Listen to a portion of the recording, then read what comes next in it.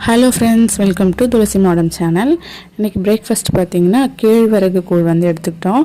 இந்த மாதிரி நம்ம கம்பு கூழ், கேழ்வரகு கூழ்லாம் எடுத்துக்கிட்டால் தான் நம்ம உடம்பு டீஹைட்ரேஷன் ஆகாமல் இருக்கும்.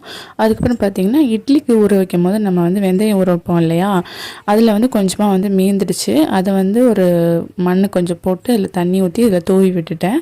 இதில் கீரை முளைக்கும், வெந்தயக்கீரை, அதை நம்ம யூஸ் பண்ணிக்கலாம். இது பார்த்திங்கன்னா பொன்னாங்கண்ணி கீரை. இது நான் கட்டுக்கீரையாக வாங்கிட்டு வந்திருந்தேன். சரி, நம்ம வீட்டில் வச்சு பார்க்கலாமே அப்படின்னு சொல்லிட்டு தண்ணிக்குள்ளே போட்டிருந்தேன்.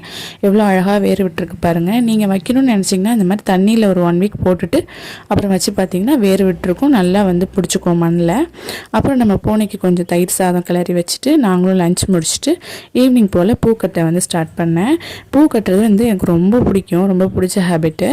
இந்த பூவெல்லாம் கட்டிட்டு இந்த மாதிரி ஒரு சில்வர் பாக்ஸில் போட்டு நம்ம ஸ்டோர் பண்ணோன்னா 10 days வரைக்கும் இது நல்லா ஃப்ரெஷ்ஷாக அந்த மணத்தோடு சூப்பராக இருக்கும்.